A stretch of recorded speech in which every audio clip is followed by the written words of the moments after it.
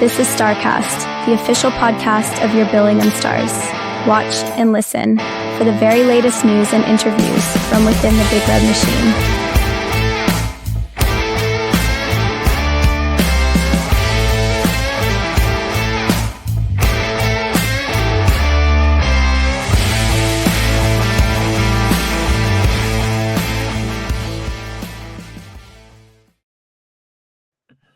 Hello and welcome to the latest edition. This is number 26 of your official podcast for the Billingham Town Council sponsored Billingham Stars. It's Starcast. Pleased you could join us here another week in the season for your Billingham Stars. Plenty to talk about. 2 games against the Nottingham Lions, some results and tables, and then 2 games against a team from the Northwest to look at this coming weekend. So plenty to talk about with Carol and with Jono, and we have a guest in the second segment as well. Here's what's on the agenda, as it were. So Stars and Lions, a double header to review. Patrick Smyth from A View from the Bridge, which is a podcast of the Belfast Giants and the Elite League. So we're going to talk about Patrick, talk about the Elite League, Belfast, but also the podcast, a very special anniversary of the AVFTB coming up. Our usual look at the results and tables around the division, and then 3 words there to strike fear into the heart of every Billingham fan: the Moralee Cup Final. We'll finish with some any other business as well if we have time to cover it. But Carol and Jono, evening and welcome aboard. How's things with yourselves this week? Still improving. Pretty good. I have to point out, in case anybody thinks I'm being presumptuous, that says Ladler League Cup winners behind me. It's just a little taster of the banners that the EIH have had done for all of the trophy winners in the coming week. But I deliberately staying away from anything to do with our stuff. So that is definitely the ladle. It is ladle, yeah. When you move your head, your camera very kindly moved as well, so we can see that it's ladler. But now we'll see what. Hopefully, we'll see them on the ice on Sunday. Cup finals all over the place for the NIHL. So a busy time in NIHL HQ, but a busy time for the Billingham Stars as well. 2 games this weekend against the Nottingham Lions, a home game on Saturday, and then a rearranged game was postponed earlier in the season when Nottingham lost the ice. So rearranged for Sunday down at the NIC, the Sunday night slot, which, breaking news, faced off on time at 7:20 for all the crap we were on the ice. It was by Nottingham standards, it was on time. We were warming up on time, and then everybody kind of ambled on at 7:20. It wasn't as bad as it could have been, put it that way. No, that's true. It was probably the best I've experienced. Yeah. But we'll talk about the games in a moment. We'll do the stats for the 2 games, and then we'll talk about them as a package rather than doing a game at a time. Saturday at the Forum was Billingham 6, Nottingham 3, Forum Ice Arena, and Rowley got the Stars off to a perfect start inside the first minute, 44 seconds. When he went backhand top shelf from a Chris Sykes assist. Joe Dowdle on the doorstep to force home after a multiple rebound. That was 2-0 at the end of the first. Ben with the first of 2 for him that night. Not as usual from distance. This was a far bit closer in. But Ben made it 3-0. Nottingham come back, 2 goals in a couple of minutes from Alex Rushby and Tyler Summerton. 3-2 around the midpoint, and then Ben with his second on a breakaway. Ian Brown with the penalty shot. Chris Sykes 10 minutes from time before Nottingham finished the scoring 6-3. Mark Turnbull took the net for the Stars, 3 goals on 46 shots. Isaac Ballinger for the Lions, 6 goals on 51 shots for the Lions. So that was that. And then quickly Sunday at the NIC on the CCM rink, he says, scrolling down to the box score, courtesy of NIHL Stats. Nottingham Lions 4, Billingham Stars 11. Goals aplenty. Lucas Dowdle getting things off and running inside 4 minutes. Conor McNulty made it 2. And then Alex Rushby and James Mather pulled the lines level at 2-2. 14 minutes gone. But by the end of the first, Billingham were 5-2 ahead. Conor McNulty with his second, Ian Brown, and then Conor with his hat-trick. 10 minutes from first to third for Conor McNulty, first senior hat-trick for the Billingham Stars. Toby Fisher made 3-5 for the Lions in the second period before another burst from the Stars. Ian Brown, Ben Greenhalgh, and Ian Brown again. That's 8-3. It was 8-4 from Toby Fisher's goal just before the half-hour mark. And then James Moss, back in the lineup. We missed Saturday, but back in the lineup on Sunday. That was 9-4 by the second interval. And then the third period, 2 more goals from Lucas Dowdle, completing a hat-trick for him. So there's a hat-trick for Conor McNulty, a hat-trick for Ian Brown, a hat-trick for Lucas Dowdle, and Jacob Hammond had the net for the Stars. 24 shots on Jacob. And then for the Lions, James Guest started, 7 goals on 19, and he was replaced by Isaac Ballinger, who played on the Saturday, and he had 4 goals on 24. I can take a break now because I talked far too much. Saturday, Carol, couple of absentees from the Stars, but we had to, although on the scoreboard, never really challenged, but we had to work all the way through to keep the result. Yeah, proverbial weekend of 2 halves, this one, I think. Certainly made to work harder on the Saturday. I think that was reflected in both of the coaches' comments over the weekend. But certainly Nottingham seemed to be much keener to press us on Saturday, and to a certain extent got their reward on occasion. Yes, we had players missing, but I don't think that's that necessarily upset us at all. In fact, Ben certainly repaid the faith that had been put in him to move forward. He got 3 goals over the weekend, so you can't really argue with that. But I don't know, we were made to work a lot harder on Saturday, and it was, at times it looked like a bit of a struggle, and I don't know how to put it any more than that. I mean, granted, I don't think we were ever in any danger of losing that game. I just think at times we were just a little bit slow, maybe little bit lethargic, but all credit to Nottingham, I think, because on the Saturday they really did work their socks off. Matt Bradby made a comment in his post game on Sunday about on the Saturday they'd found the smaller ice easier to cope with us, which okay, I'm prepared to buy that. But certainly on Saturday, yeah, it was a harder game, much tougher on Saturday than it was on Sunday. Yeah. And Jono, we've spent the last couple of weekends when we've been doing results roundup talking about the Lions and how they've been scoring a lot of goals, and we saw over the weekend, but as Carol says, mainly on Saturday, how that's come about, because they've got this speed about them, they've got this skill, particularly the first line with Padalek and the 2 young ones either side of him, and they kind of showed us what they were about. So as Carol says, we had to work hard. I finally put them to the sword on Sunday, but we can see this new sexy Bradbury hockey that the Lions are starting to play. Yeah, obviously they came in with a lot of confidence, and I think that was a bit of a worry, as we spoke about on the last pod. We knew they were going to come in full of confidence, and I think that was probably a little bit of their undoing on Saturday. They skated hard all night. They brought it to us, but I think they were probably a bit too reckless in their attack, and probably left themselves a little bit too open, to the point where, without us being at our best, as Carol said, we were a little bit, probably, I wouldn't say we were poor, just got our eyes on other things, and that's what it looked like. And they just left a few too many spaces for us to break into, and we took full advantage of that on the Saturday. But yeah, I think Matt's comments about them preferring the smaller ice probably was correct. It means that they could have the better players out on the ice a bit longer. They weren't tiring as quicker, and they could go for longer, really, for want of expression, a battery advert. Yeah.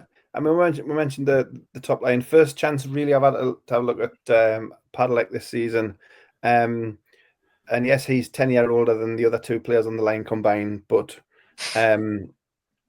you can see he's still got the kind of the hockey IQ. He still keeps it simple. He's not daft. He's got two young ones either side of him, so he just gives them the pass, lets them do the skating, and he'll just amble up the ice. And we saw that he had a couple of goals, a couple of chances on Saturday. So he's obviously been a big part of what Nottingham are trying to do. But that line again, we mentioned him a few times this season. The Alex Rushby, I know Matt Bradbury highlighted him as a big success. Rushby and Birchnell, I think did Matt say 16 and 17?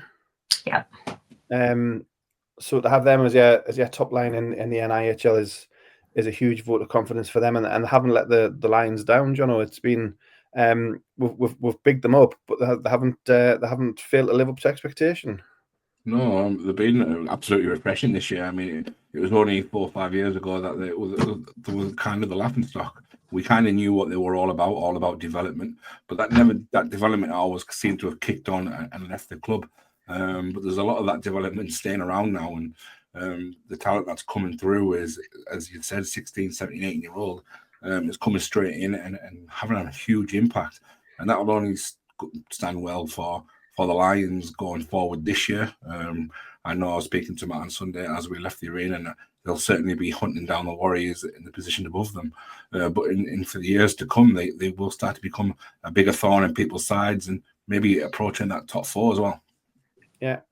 And again, Matt Bradbury mentioned that they've got ties through up to the NIHL as well. So they've had guys away with Peterborough playing NIHL, and they had guys like Padlock and the guys we mentioned playing against the likes of the Leeds Knights. So they're playing the top end of the NIHL national clubs as well. So they're getting great experience. Obviously, they've got Padlockers to learn from at their coaching, but playing at the NIHL level is going to be huge, and we'll see how the Lions develop. We know how far they've come in the last 2 or 3 years. So if they can keep the likes of Rushby and Somerton and Birchnell, and Toby Fisher's a bit older, but he's still coming through. So if they keep the likes of them together, who knows what the Lions could do moving forward.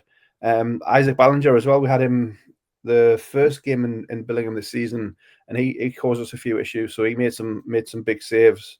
Obviously, we finally solved them on Saturday and a bit on Sunday, but another good goalie for them to use as well. Nottingham and goalies has been a bit of a thing for the few years. They've seemed to have developed a lot of them as well. Anything else on Saturday before we move to Sunday night? So as I say, the away game in the 7:20 slot, still a good travelling contingent. I can tell that in person because I was there, making a rare Sunday night road appearance. But yeah, thoroughly professional from the Stars. As we said, the 3 hat-tricks. Connor was just on fire the first period. Got pegged back a little bit in the first, but just took it away from them and just continued to press on and score some very, very nice goals. Carol, do you want to start on Sunday? What your thoughts on Sunday at the NIC? Yeah, the second of the game, the weekend of 2 halves, I guess. Completely different game in a lot of respects. The Stars started at 1,000,000 miles an hour, and I'm not entirely sure that Nottingham knew what to do with us. The comment that Matt had made about coping with us better on the smaller ice, and us using that massive expanse at the NIC to better effect on Sunday, he's probably called that right, because Nottingham were chasing shadows for a lot of the time. All of the pressing play that they'd shown on Saturday just wasn't there, and it was mostly because they were on the back foot for most of the time, trying to cope with a flying offensive unit. So yeah, different game entirely, and if it wasn't for some daft penalties, probably wouldn't have even been 11-4. It would have been probably not quite so many to Nottingham. So yeah, it was good to watch, and especially good given that we're on the big ice again on Saturday. So it was good to see us make use of that space. Mm-hmm. And Jono, the 3 hat-tricks, do you want to start with Connor, the first hat trick of the first period. Actually, they did it nicely. So it was a hat trick for each line, but also a hat trick in each period. So Connor finished his hat trick in the first, Ian finished his hat trick in the second, and Lucas finished his hat trick in the third. So very nicely done all the way around. So Connor McNulty, Jono, do you want to start with him? Yeah, he's an absolute what a player to walk through your front door and say, "Can I play for you guys this year?" What an absolute talent, and I hope we can keep him on a bit longer in a few years to come. He's got wonderful hands. He knows where the net is. He skates well, and he's playing very well on that second line. He had an absolute storming period in that first period. And like Carol said there, that we were very, very good in the first period, and we came out the blocks. We got pegged back a little bit in that first period where it went 2-2.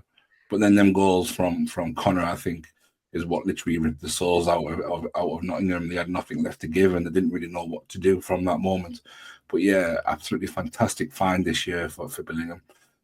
He's putting up some great points, a hat trick. He got an important goal at Widnes the week before, and he's turning into be a very big asset for us, and I think he will be.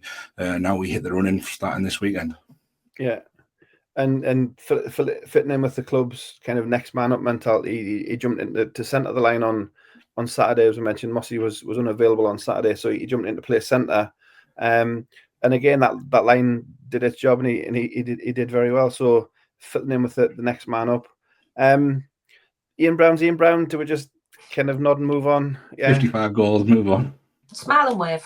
I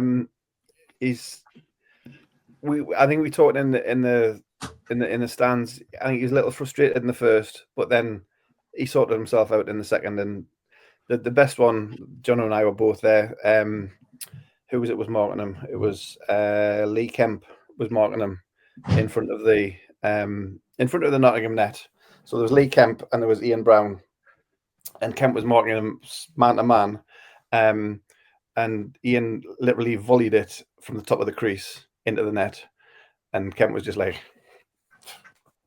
I don't know what to do, and he just skated off with his tail between his legs. So there, the middle period, as again, scoring goals when it was needed, and finishing his hat trick. His 9th, 10th, 43rd hat trick of the season, something ridiculous. I don't know what it's been. And then Lucas, Jono, who did that one? Carol, sorry, I'm losing track. Lucas in the third, obviously scored the first goal, scored the last 2 goals. And I think it was mentioned in the stands as well on Sunday. Lucas on the road is just a machine and does really well on the road for your Billingham Stars. Yeah, and to be fair, it was Jono that said it. Well, I knew that as well, but I didn't want to give him all the credit. So. No, he does seem to relish playing in front of opposing fans. Bless him. Yeah, worked his socks off for that hat trick. Fully deserved as well. Doesn't always get the breaks in front of the goal, so but he never stops, and he never lets it get to him either. He's never frustrated. He just keeps going until he gets his reward. Yeah. And after the game, obviously, if people have been aware on our Big Red Machine radio segment, we had the coaches' interviews published on Tuesday. But Carol did also speak to our hat-trick hero and man of the match. And we'll listen to Lucas now. Post-game at the National Ice Centre with man of the match Lucas Dowdle. Hat-trick tonight, Lucas. 6 points in the bag. Cup final looked forward to. You must be pleased with the night's work. Yeah, I'm really happy tonight. I thought I played well. Obviously, got a goal in the first period, and then last 2 in the second. Just really happy with my first senior hat-trick. Happy for the boys this weekend. 6 points.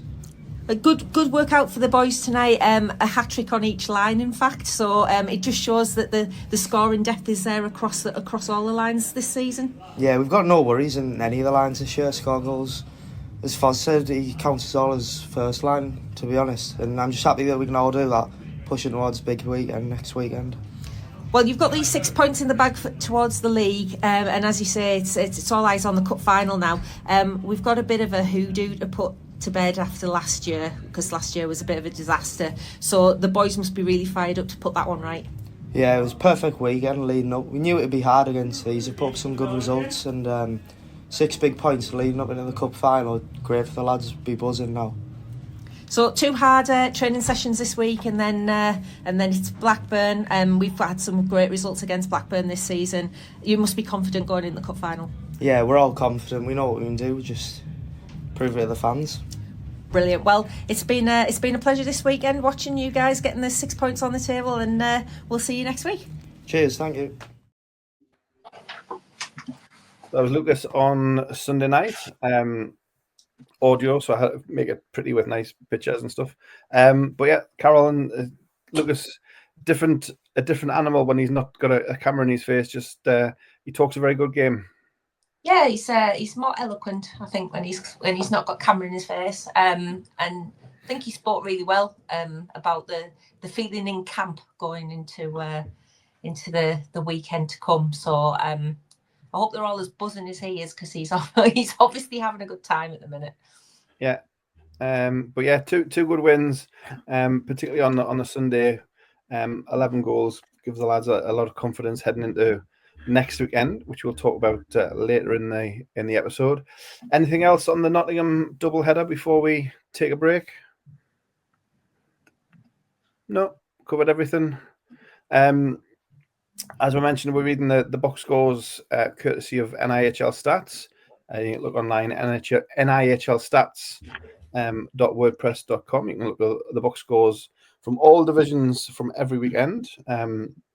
Goals, penalties, stats, saves, the full work from Joe Scuts. An amazing piece of work. It was ready and again Monday night, Tuesday morning after the weekend. So great stuff from Joe. A lot of the info we use, it comes from there. So give him a look as well and follow him on socials. But for now, we'll take a break. And when we come back in the next segment, we'll be joined by our guest this week. And it's a Elite League guest. And we're talking all things podcasting. A record episode coming up. We'll have Patrick Smyth from A View from the Bridge. That's coming up next here on Starcast.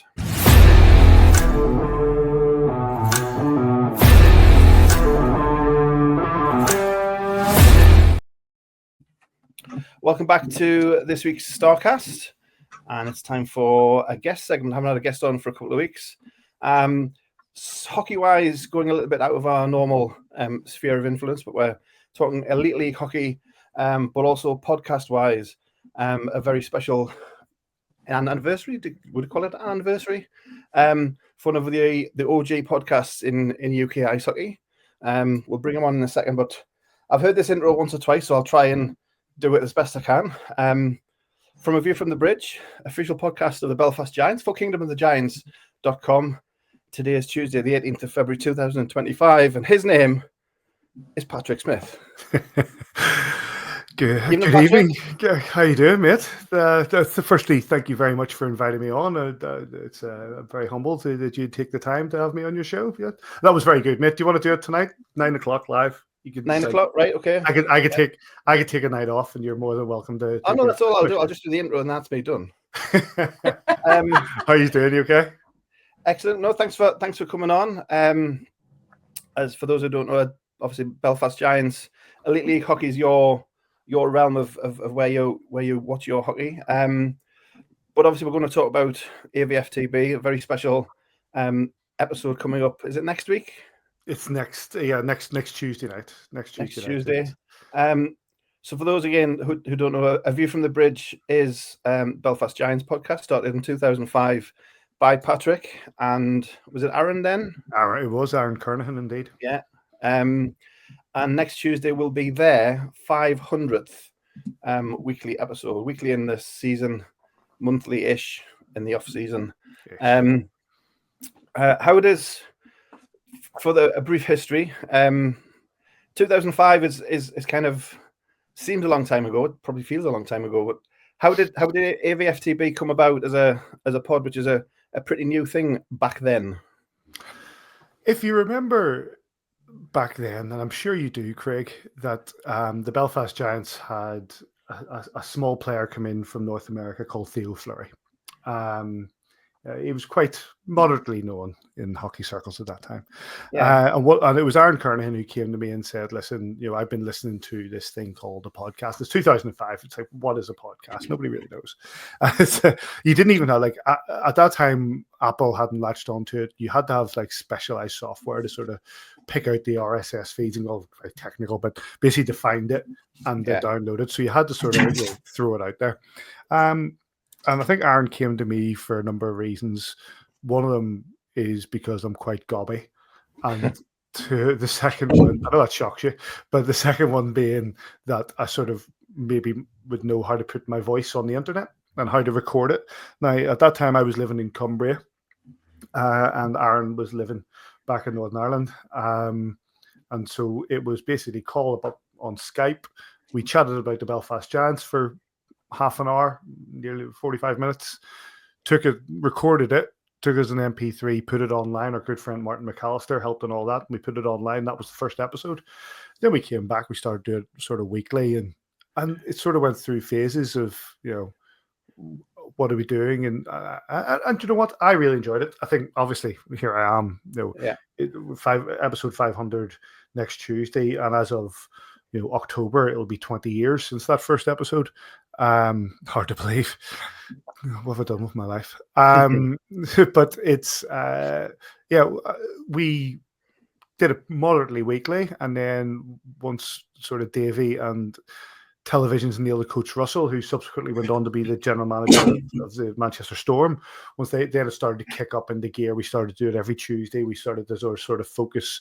It sort of brought focus to the show. We started every Tuesday night, and it went out on a Wednesday morning, and it's just sort of evolved in different sort of phases into what we have now, and the same sort of setup you guys have in StreamYard, and doing it as a video and audio. So it's quite the journey over the last 20 years, 19 and a half years, which has left us, been very lucky in some of the things that we've experienced.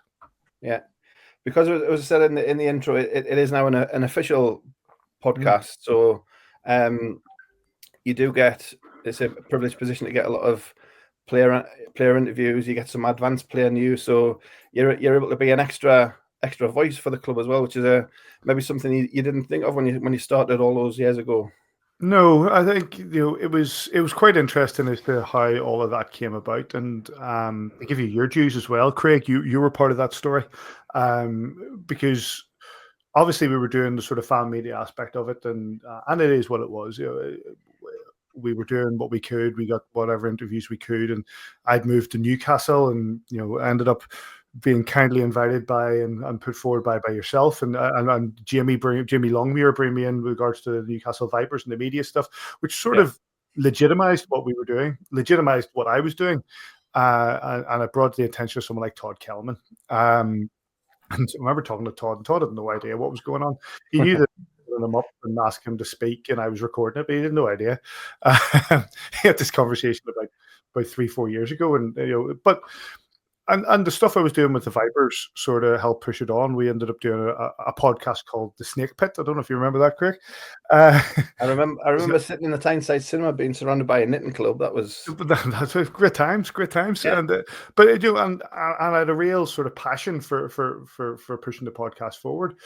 And then Robert Fitzpatrick and the Odyssey Trust took over the Belfast Giants, and Robert became a regular listener to what we were doing. And then he sort of, we didn't really have a choice.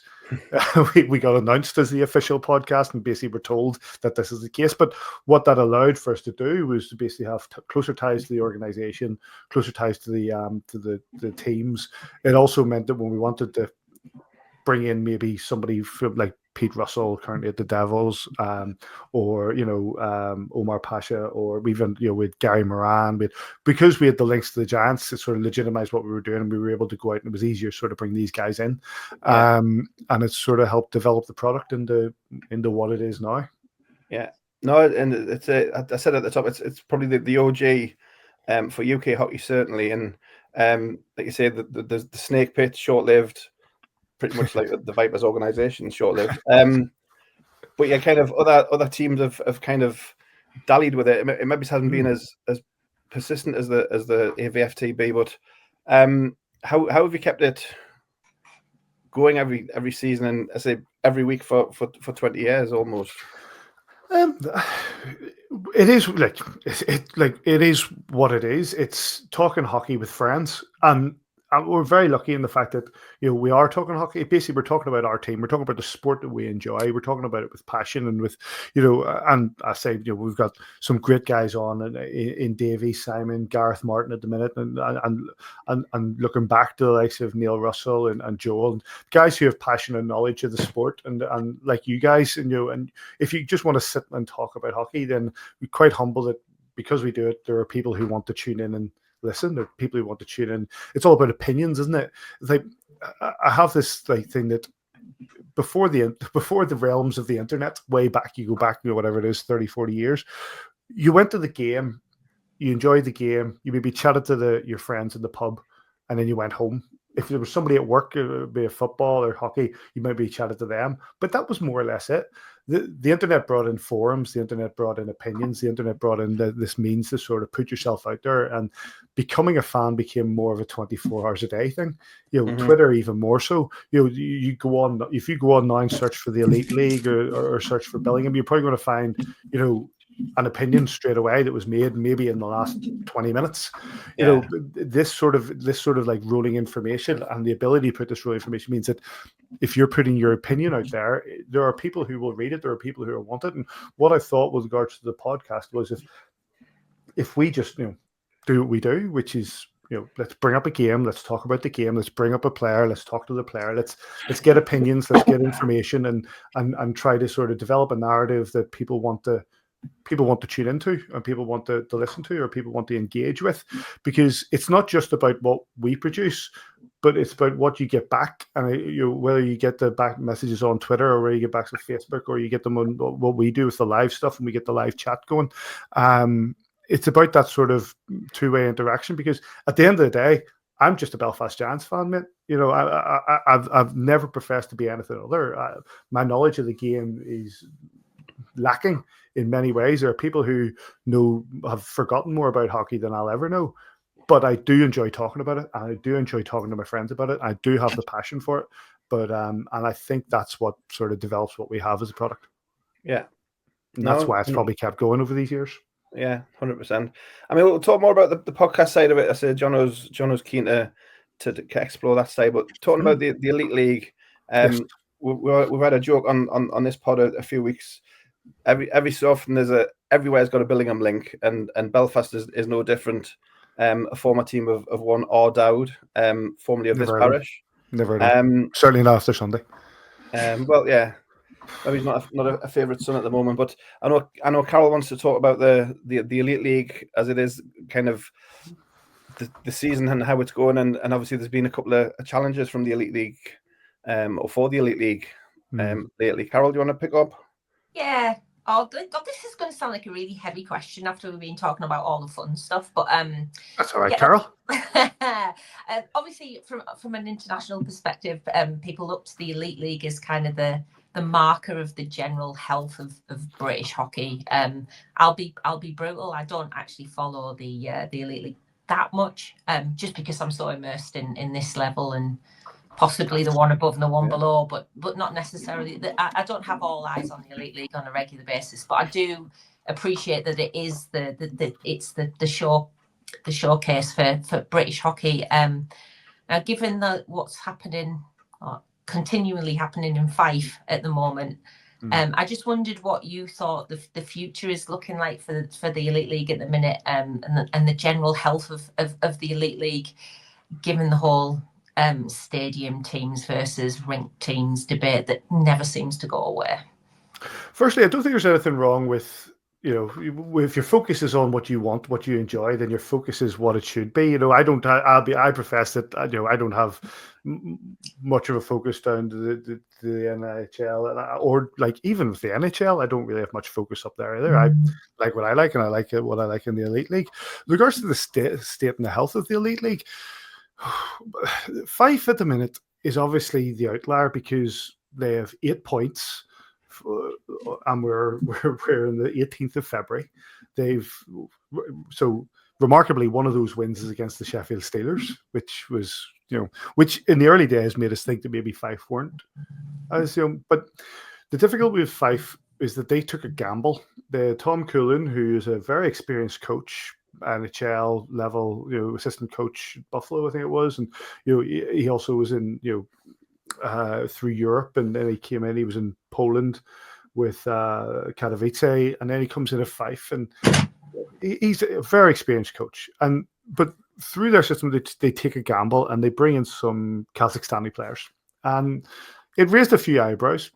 Teams have taken gambles in this league so many times. NCAA players, U Sports players, maybe some from Eastern Europe that have come in, but this seemed a bit out there, and it didn't work. The lads that were there, they wanted out. They were gone, and it really affected their setup. There was a position where they had to go back to the Elite League. They had to basically ask, because there's an import limit with regards to how many we can sign, and roster limit with regards to 25 players, and they had to go and ask whether they could sign more imports because they sort of maxed that out. They had to get special dispensation to allow them to do that. And there are so many things happening with regards to the Fife Flyers, with them sitting right rock bottom, that you worry now for their position within the Elite League, not least with their owners now deciding that they want to put the club up for sale. Does that mean that the Elite League drops down to 9 teams? Is there a team within the lower league setup that would take a step up? I don't think MK would want to take another chance, because I don't think it worked for them the last time, and I think they're happy with what they're doing at the minute and how they're doing it. I don't think Leeds is. I'm trying to think if the teams that would probably be best suited. I don't think Leeds would want to do that anywhere. Why would you have that level of success that they have, and how well they do it, and then want to come up and spend 4 or 5 years trying to embed yourself in the Elite League? So if Fife decide to take that position where they're going to drop out of the Elite League and go SNL, then the Elite League will have to soldier on with 9 teams. Now, that's not ideal for many reasons. It's easier to work a league system with even number of teams. So 10 being a nice decimal round number would make it a lot easier to, especially when it comes to a pretty much shambolic Challenge Cup setup that we have at the minute. I say that with the Belfast Giants with a foot in the Challenge Cup Final, and having won it a number of times in the last few years, but the Elite League do not know what to do with that trophy. The thing is, it's been over 20 years now of the Elite League setup, and while there have been teams that have come and gone, and I say that with all affection, I do actually miss the Newcastle Vipers being in the Elite League, and my attachments to that organisation, and friends that I've made, not least the one sitting right by you there. There are fan bases that within this league that we have lost who would probably be as passionate as anybody, but the Elite League has survived over 20 years, and I think that's a testament to the clubs. It's a testament to the passion that we have there, and it would be a shame if that Fife and what's going on with Fife really affects it. I say I don't want to be harsh to the Fife organisation, but I don't think that if Fife stay in the league, then I hope they do so and are able to compete to a greater deal than they are now. Don't forget, it's only a couple of seasons ago they were in the Challenge Cup Final. It's not that long before that they were actually in the Final 4 of the playoff weekend. They have the ability and the resources to be able to put themselves into a position where they are challenging. If they are to come back and do that, I hope they're able to do that. Otherwise, I don't see why they would. And that's difficult from an Elite League fan, for Elite League prospect, to have what is the oldest franchise or the oldest club in the entire country should be part of this. And if they're not, that's disappointing, because again, you have really passionate fans there in Fife and Kirkcaldy who deserve to have a top level team playing out of that rink. Yeah. No, we'll wait and see what happens in Fife later this season and through the summer. Jono, you wanted to come in? Yeah, it was just a quick one. Obviously, I do look a bit broader on all hockey, and the CHL's kind of grabbed my imagination. Are we in a position where we can kind of judge how good we are getting in that competition by the standard of the Elite League? Is there evidence that the Elite League's got better by the performances in the CHL? Yes, I think so. It's not that long ago. Obviously, Nottingham became the first team to qualify for the knockout stages of the CHL. And when they did it, I would argue that it was in a more difficult situation, where they were in a group situation. But basically, they got out of a very difficult group to get themselves into the knockouts. Whereas when Belfast nearly did it a couple of years ago and Sheffield did do it, it was in this new Swiss setup, which I would argue is a more entertaining setup. You play 6 different teams, 3 home, 3 away, but it's a more league setup. What they have in Champions League football now as well, and it's a more entertaining one. But what you see is the likes of the Sheffield Steelers taking the scalps. They've went to Sweden. They've taken wins. They've got the wins against teams at home. Likewise, we have done the same. We've taken wins at home against German teams, against Czech teams. And you're always going to be up against it. Could an Elite League team go on and shock the world and take the CHL? It's a long way away from that. We are a long way if we're ever getting anywhere near that. But is the league improving to the point where in an international European standard that we are becoming more respected and less thought of as cannon fodder in European competition? Yeah, definitely. I don't think I think it'd be a very naive European team coming to face an Elite League side that thinks that this is a formality. And the last team that did that was I can't remember, Czech team that basically flew into Belfast that afternoon, thought they were going to just take the points and leave. They got beat up and they got sent home, and their coach was raging. But so yeah, the Elite League is getting stronger on a European stage. Are we going to be in a position where we get 2 teams in the CHL? We've had, I think the last time we did that was when Belfast and Cardiff were there, but that was on the basis that Belfast had competed quite well in the Continental Cup. We didn't win it, but Arlan, the Kazakhstan team that were in it, couldn't compete, so we got that place. But we also won the league that year. So technically Belfast got 2 places in the CHL, and we kindly gave one to the Cardiff Devils. We've never been thanked for that. But we kindly gave one to the Cardiff Devils, and that was the last time we competed. There were 2 teams. There was a point where we were, because I remember Braehead and Nottingham maybe were in it at the same time, and Braehead and Sheffield were in it at the same time. But could we have 2? Yes. At the minute we're relying on wild card positions, but the performance of the Sheffield Steelers in this year's competition, I'd be very surprised if we don't have a nailed on spot and we're not waiting for the wild card positions to be handed to us. I would suggest that we'll probably get a nailed on spot, and that'll be announced soon. And then depending on how that goes, if the Elite League continues to grow, then yeah, I don't see why not, Jono. I don't see why not. Why we wouldn't have 2 spots. Yeah, no, I think it was Braehead and Nottingham, because I remember going up with Braehead to see another former Viper export of Mr. Chalmers back in the day. Another one back in the day. For those who obviously don't follow Elite League as religiously, what's the current state of the season in the Elite League? It's become quite tight and quite interesting, not least this weekend. Belfast Giants are leading the way, but then who's surprised? Loving the hat, Carl, by the way. I have to say that, loving the bobble hat, good representation. But the Belfast Giants are leading the way in first place with a 6-point lead over the Sheffield Steelers. But Sheffield have a game in hand against Fife, which they'll play on Wednesday night, so that'll bring it down to 4.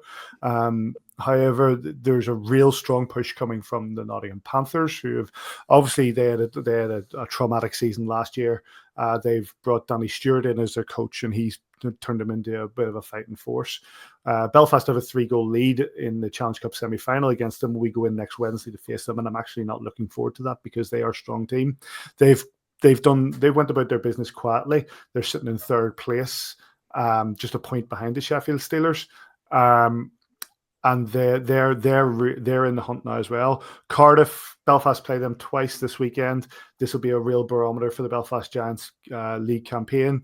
If Belfast can take 3 or more points, then they've got a really good run in to the last two games of the season, which against the Nottingham Panthers, and if they're still in the fight, it could come down to those last two games. Personally, I hope that it doesn't. Personally, I hope the Belfast Giants have it wrapped up long before that. But it's tight. It's getting exciting. The Sheffield were 2-0 down with 15 minutes to go on Sunday against the Belfast Giants in their place. And the aforementioned Mr. Dowd, as captain, basically put his team on their back. He scored 2 goals and 3 points. He was involved in every single of the 5 goals that took place in the last 15 minutes. And they took the 2 points, having been 2 goals down, and kept them in the race. Their league was on the line at that point. Their league hunt was on the line. If Belfast had walked out of Sheffield with 2 points, I think they were done. I think they knew that. I think Robert Dowd knew that. And Dowdy brought them kicking and screaming back into the title race. So it's going to be an interesting last couple of weeks of the season. Yeah, we'll follow on with interest. We'll come back to the pod element of the discussion. As I mentioned, Jono's got his pod. I say a veteran of 41 episodes, Jono. Yeah. You want to pick up this bit? Yeah, it was more reason like in 2005. Like I'm 2 years out of school. I'm only a young pup myself, so why a podcast? I don't think I even heard of a podcast back in 2005. I don't even know if it was a thing back in 2005. And what did you think a podcast would bring you? I don't know. Like I say, it was Aaron who more or less brought the suggestion in a conversation. I don't know where we had the conversation, but he more said, "Do you want to try this?" And I didn't know what it was, and he had heard one that was a Toronto Maple Leafs one, and I just did a bit of investigation, and there wasn't really. I think the Guildford Flames had one in the EPL, but it was their local radio station were just releasing news flashes of what was going on with the Guildford Flames. And there was nothing really from an elite league perspective, from a Belfast, obviously not from a Belfast Giants perspective. And we had a chat about what it would be and how we would do it. Marty, our friend Marty McAllister, is quite clued into sort of the coding and how you would put together a website or an RSS feed to sort of put it out there. I was quite active in all the old forums, as I'm sure Craig will remember. And it was, sort of a, let's give this a go. It's just, it's another way of just, well, those days, no Twitter, wasn't really Facebook forums or anything like that. It was all just forums, like the old Northeast Ice Hockey Forum, the Kingdom of Giants Forum, blah, blah, blah. It was just another way of putting opinions out there. And we did it and people listened to it. And then so we did it again and people listened to it and we got good feedback. And we did it again and we've done it 498 times and 499 times as of tonight and 500 times as of next week. Which is hard to believe. Yeah. Did anybody listen to it? Out of interest, how many? I know Davey's the stats one, but do you keep stats on how many you've been on yourself? Because I know you've had have odd little weeks away. I'm gonna log into my computer here because it's just logged out because I was just updating my stats. This is why I know. It was about a year and a half ago. I realized that we've done a lot of these, and how many have we done? So I'm still filling out a lot of the information, and if I can just pull up my spreadsheet here, and I'm still trying to fill out a lot of information because I'm going to have to go in and listen to some of the podcasts to try to remember who was on them. Yeah. But if I do for me, this is all great. This is all great radio. I've been on 482 of them. Wow. So I've missed 18 out of the 500. Yeah. That's your skiing trip each year then. Sorry.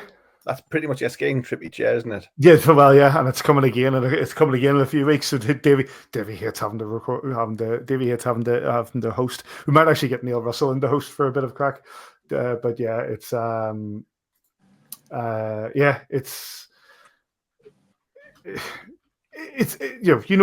effort that goes into to producing these. Davey's been on 416 of them, by the way, just to give you that one as well. But the effort that comes into these things don't just happen. They're a labor of love. But then when you're passionate about your game, you're passionate about your sport, you're passionate about your team.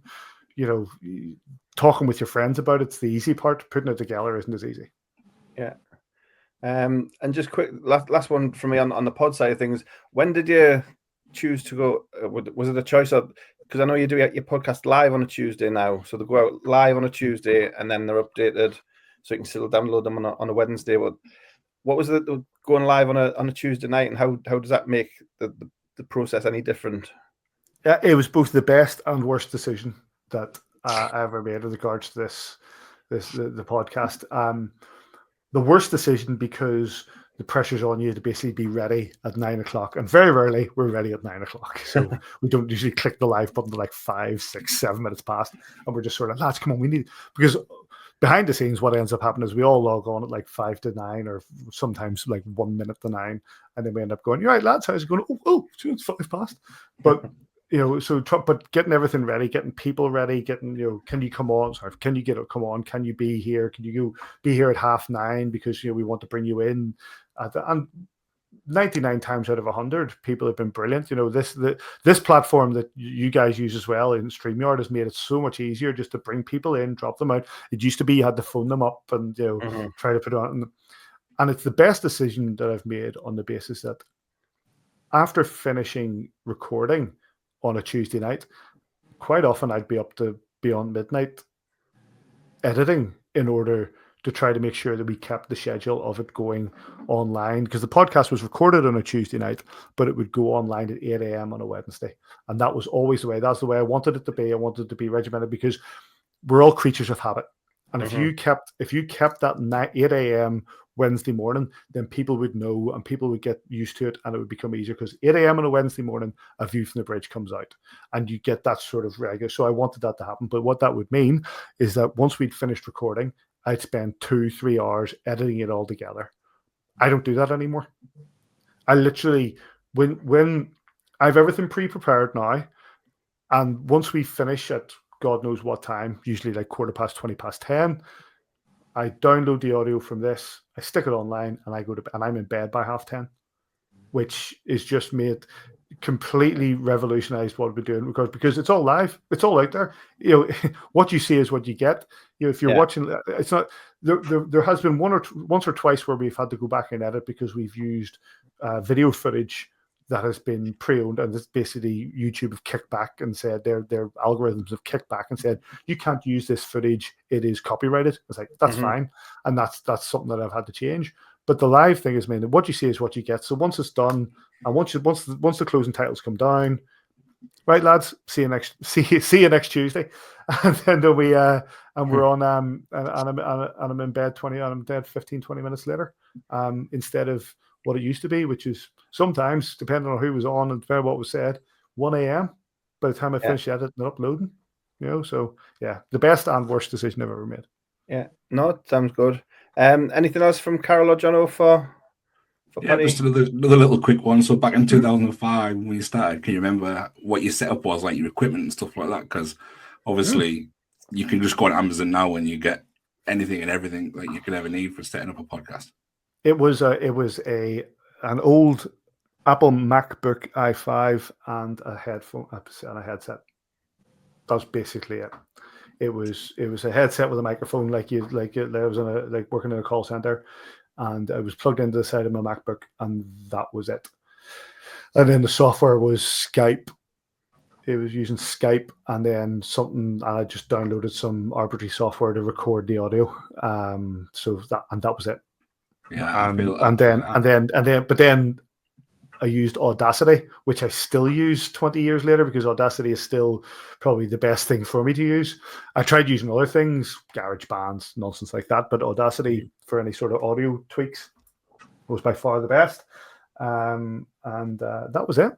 I just kept it simple, and then I just, sat at my desk every Tuesday evening and chatted to my mates about hockey. Yeah, I mean, I feel so privileged with all the stuff that's available. Oh yeah, I use Audacity now, and I think the only thing I've done was I ended up getting a decent microphone, because it does make a huge difference. I had a 10-15 quid thing off Amazon, and then I went and got a Blue Yeti, which is just a game changer for me.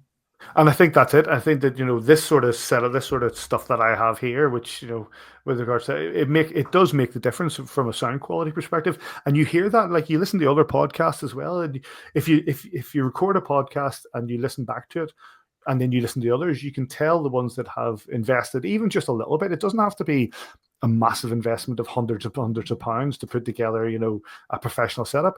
It's just, this didn't cost much to put up, but it improves the quality of the product. And as time has developed and as podcasts have developed, the equipment's developed, the equipment's become cheaper, the equipment's become easier.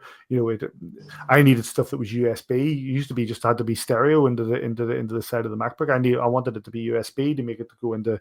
I use a Mac Mini now to do it, and it all just sort of has been gathered together piece by piece. But the technology has made it so much easier in the last 10, 15 years, and that it's allowed us to develop our product and turn it into what it is now, which I hope has lasted the test of time. It must have done, because you people you're kind enough to invite me on to talk about it. Yeah, no, nice one. Carol, anything from you? I'm good. We're good. Well, it's been good to catch up, Patrick. Thank you for coming on and talking all things AVFTB. Congratulations on the 500 next week when it comes. Thank you, mate. And best luck for the rest of the season. And who knows, we might catch up again soon. Absolutely. Listen, thank you so much for inviting me on. I really appreciate it. And yeah, best of luck to Billingham for the rest of the season. Thank you. Cheers, buddy. Thank you very much. Thank you. And there he goes. Patrick Smyth, A View from the Bridge. Official podcast of the Belfast Giants. Did you enjoy that? Something a bit different. I did. Yeah, like I say, it's a bit of a podcasting legend in the ice hockey world. Like I say, 20 years is very impressive. To be doing a podcast when no one's ever heard of a podcast, to be fair, is exceptional. Yeah. But yeah, so check them out online if you want to listen to something a bit different. As I say, it's very similar to this. It's three people on a format that looks very much like this. Talking about their team and the games of the weekend and the games of next weekend. So with the occasional guest thrown in. I don't know where I got the idea for the format, but there you go. Who knows? But yeah, thanks to Paddy, and we'll be back with the next part of this week's edition as we look at the results and tables. And then there's a small matter of a double header with a certain team from the Northwest. That's still to come here on your official podcast of the Billingham Stars. This is Starcast.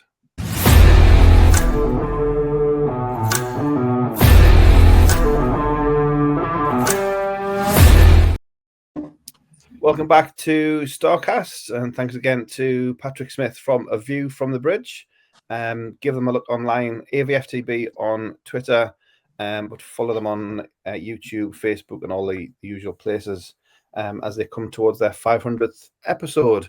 Back with the usual running order here on Starcast, and we'll look at the results from around last weekend in the NIHL North Division 1. A home doubleheader for the Whitley Warriors, which we'll talk about as well. 6-3 Nottingham for Billingham, we know about already. Blackburn travelled to Hillheads on Saturday, a rearranged game from the snow weekend. And the Hawks doing a job, 5-1 up after the first period, finally winning out by 9-6. So Whitley losing the game, but also losing their captain, Sean Kippen, with a shoulder injury.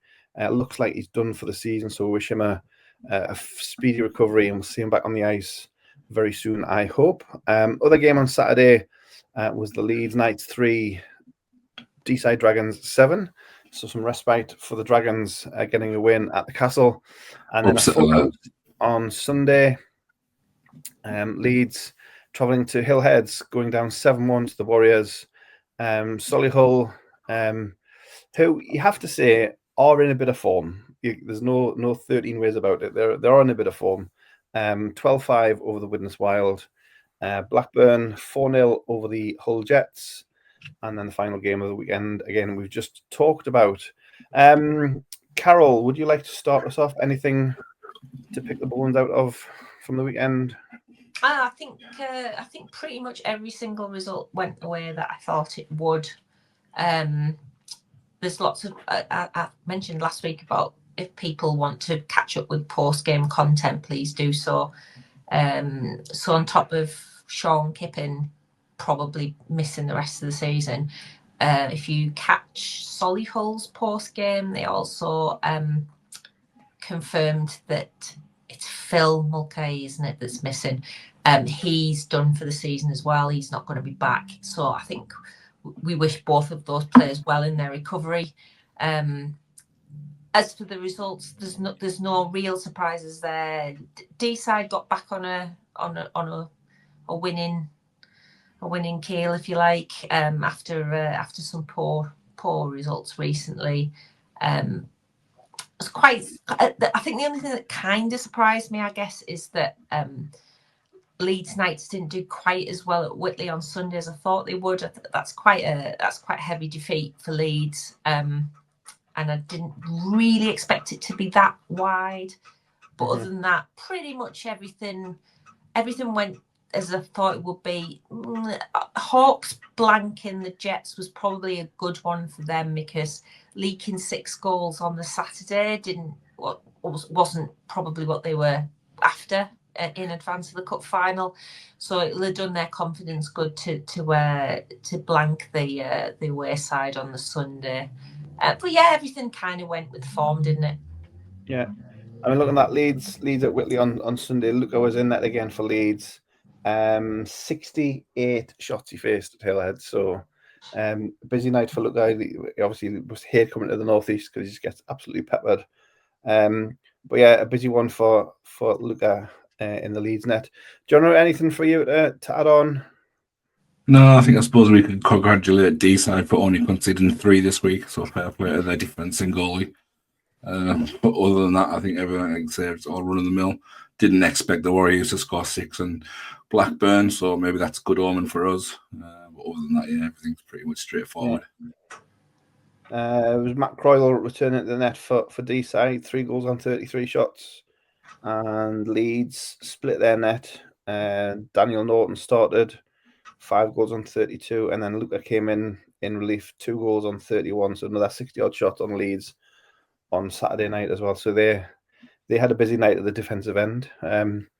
But there are the results. So we'll see how that results affect the league table.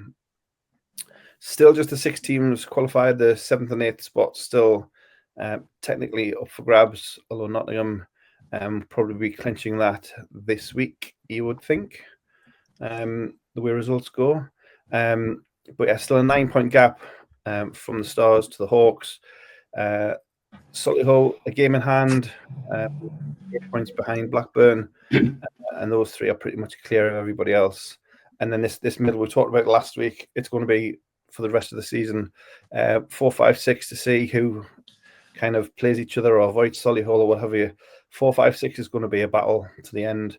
Nottingham looks safe in 7th, possibly looking up to 6th, depending on what Warriors do with their games in hand. And then Leeds 6 points ahead of Widnes. Widnes have a game in hand, so it's still not completely beyond the realms, but you still have to favour Leeds for the last playoff spot. Anything that I've missed or said wrong or anything? Just 9 points required. Well, I wasn't going to say that, but yeah. It's still the 3 battles, isn't it, really? Bottom, middle, top. Yeah, there's 3. 1, 2, 3, then 4, 5, 6, and then 7 through 9, and then 10's cast adrift. I don't know. You can't say they're cast adrift. They're only 2 points behind Widnes. Yeah. But yeah, 3 wins, as Jono says, from the remaining 6 games. Also, 2 more home games left to keep the home record and keep the former fortress. 3 wins needed. I'm getting deja vu all over again. Just 3 wins. Yeah. It's only 3 wins. It's just 3 wins. Yeah. But no league action this week coming for the Stars at least. A quick look at the fixtures that are taking place. I couldn't find a smaller graphic, so I'll just use that one. 2 games on Saturday. Dragons are hosting Widnes in league play. And then there's a game at Blackburn on Saturday, apparently, as well. 6 p.m. We'll talk about that in a minute. Yeah. And then Sunday's programme, again, teams using a chance to fill in some fixture slots. Whitley are hosting the Hull Jets, Nottingham hosting Widnes Wild, Solihull hosting the Deeside Dragons, and there is a game at the Forum Ice Arena on Sunday at 5:30. Anything else other than the two Stars games? Anything catching your eye? Big weekend for Deeside, I think. Yeah, massive. Yeah. And Widnes, really. Yeah, don't forget Widnes won that tie last time in Deeside. So that is not a gimme for Deeside. That was that's where they broke their duck down at Deeside, wasn't it? Yeah. Warriors Hull, when we're talking about the mushy middle there. That's a biggie. That's an important one. Nottingham Widnes Widnes need the points.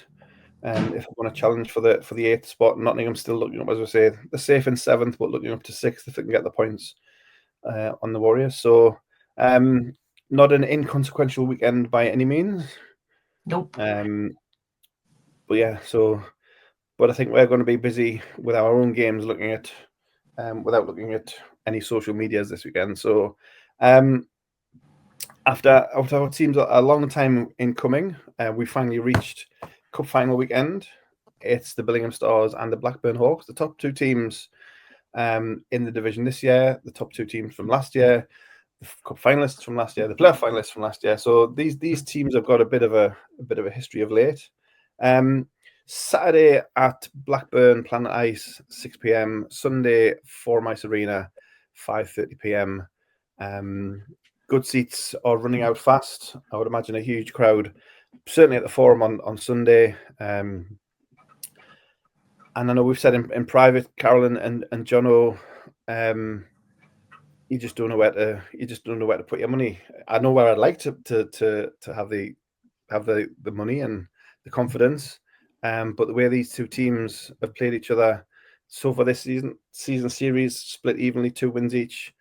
Obviously, we had the edge in goals, but two form teams going head to head, a trophy on the line. Who wants to go first? Should we just leave it at there's the games? There's the games. See you Sunday. Bye bye. Oh my God!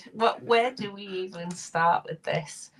Okay, so it can't be any worse than last year. Oh, I've said it now. Oh my God! Right, so 3rd time lucky, surely, for the Stars. This is our 3rd Cup Final in a row. The first one, Solway got past us on a dodgy too many men on the ice equaliser that Jono still hasn't forgiven him for. Last year we're not even going to. Last year didn't happen. Just I'm blanking it from my memory. Yeah. 3rd time lucky. I don't know. I mean, it's so hard to call. If both teams are fit, if both teams have all their players available, this is a humdinger of a final that you can't call. Yeah. But we said that last year, and look what happened. So. Don't know. Right. I'm just a fan, really, who just like Patrick just said, who sits on a podcast and talks about hockey but doesn't necessarily know anything. I don't know anything. I have no idea who's going to win this cup final. That's my contribution. I'm sticking to it. Right. I support that view. Jono, do you want to stick your neck out? Do you agree? Because we've seen the extremes. Blackburn 7-3 in Blackburn, Billingham 9-0 in Billingham. They're the two extremes. Yeah. So you think it's kind of going to be somewhere in between there, isn't it? I don't know. Two extremes. Yeah, I don't know. Again, both teams 100%. You know you're going to get a great game of hockey. Do you want a great game of hockey? I don't. I want a one-sided game in our favours more than anything in my life. But I don't know. I don't know how to call it. They're defending champions, or should I say? So it's probably 51%, 49% in their favour as defending champions. I don't know. Maybe that's just me trying to put a bit of pressure on them. Is the pressure on them? We've only got the cup and the playoffs left to play for. Have they give up on the league? Is that how they're looking at it? We've got a point to prove. I think some of the lads are still sore from last year. Some of the lads are probably still sore from the Solway final. It's 3 in a row. We must be due some cup luck, but we must be due. I don't know. I'm clutching here. I don't know. I'll talk to you about it. I'll talk to you about it next Tuesday, and I made my mind up. For some cutting edge punditry, so we've got it's going to be either this or this. We don't know, and we don't know. So there's your options for the cup final. But it is. I mean, it's what you want. It's the two best teams in the division. It's what you'd want as a neutral. But there aren't going to be any neutrals in the crowd, are there? No. So, side. But yeah, so 6 o'clock on Saturday at Blackburn. Is the bus full, Jono? Pretty much. I think there's probably only 4 or 5 seats left. So if you do want to be on it, you better be fast. So there's a full supporters coach going down, plus the independent travellers who always make their way. This is going to be a big Teesside voice down in the northwest on Saturday night, and then Sunday at the Forum. It's a 5:30, so doors will be 4:30-ish. I would get to the Forum in good time because it will be full. You can pretty much guarantee it will be a full barn. 776 because one of the seats has been taken out behind me. So unless they'll still sell it and get them to stand there or what, I don't know. But yeah, I'm pretty much expecting a full house. So get to the Forum in good time. A 5:30 face off as usual. And somebody will win a cup. There will be a cup and somebody will win it. We can say that without fear of contradiction. We know who we want to win it. But I think we're like the team. I think we're scored off the last 2 years as well. So yeah, I think what we can be agreed on is that the best team will win. Not always, unless it's not us. No, you always give kudos to the team that wins. In the Even if the it league, hurts. not necessarily a cup, yeah. But yeah, all we can ask is as fans to come and support. So travelling in huge numbers. The Forum's going to be full on Sunday. Get yourself down there, support the team. As Carol says, three cup finals in a row shows huge consistency. Obviously, being at the top end of the standings, getting through the cups, etc., etc. Just that extra step maybe would be nice. Would be really nice. But we shall see. I think we need to keep our eye on Mr. Brown this weekend because he especially has probably got this one. He's probably had it circled in a big red marker pen since we made the final. Yeah. So, yeah, keep an eye on Mr. Brown, I think. Well, those who are going down on Saturday, keep an eye on him on Saturday and wrap him in cotton wool if he gets anywhere near any boards or ice or anything. Making sure he comes home on Sunday and plays in the second leg, please. That would make a change. But yeah, no, I say if you come for in-depth punditry, I'm afraid in this one, I think we're going to just plead the fifth and just say no. We're going to watch it, we're going to enjoy it, hopefully. But what's going to happen, we just don't know. So thanks for listening. Bye. But yeah, no, it's going to be great. I say there's going to be a good crowd in Blackburn with a big Teesside voice, full house on Teesside on Sunday, and hopefully we get the final that we want and we deserve. So I hope you can join us on Sunday. Any other business to talk about, Jono? Do you want to do your usual? Obviously, yeah, as we just mentioned, the bus to Blackburn has got 4, 5 maybe seats left. So if you want to be on that bus, do get in touch. The D-side bus for 2 weeks, 3 weeks after that. I believe it's last Saturday away game of the season. We're putting a bus on just to have a bit of a party and congratulate ourselves on a big season. There's a few seats left on that if you want to be on there.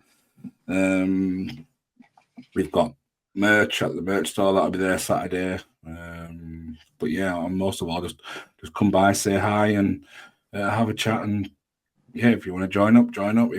If you want to buy some merch, we'll be there. Yeah, definitely. Well, I say we're looking forward to the cup final. 5:30 at the Forum Ice Arena on Sunday. If you can make it, hope you can join us for that one. Whatever happens, we'll be back next week to talk about it. Depending on the results, it will depend on how much detail we do go into it. But we'll be fair, I'm sure. Oh God, Dawn. I mean, if we lose, there might not even be a cup segment.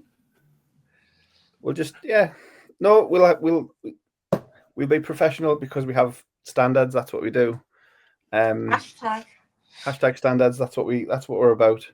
But yeah, so Sunday at the Forum Ice Arena. I said that 17 times, but just in case you missed it, we'll leave it at that. If there's no more, Jono sold everything he has to sell.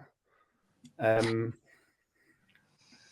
get down to training on Thursday and see what's occurring.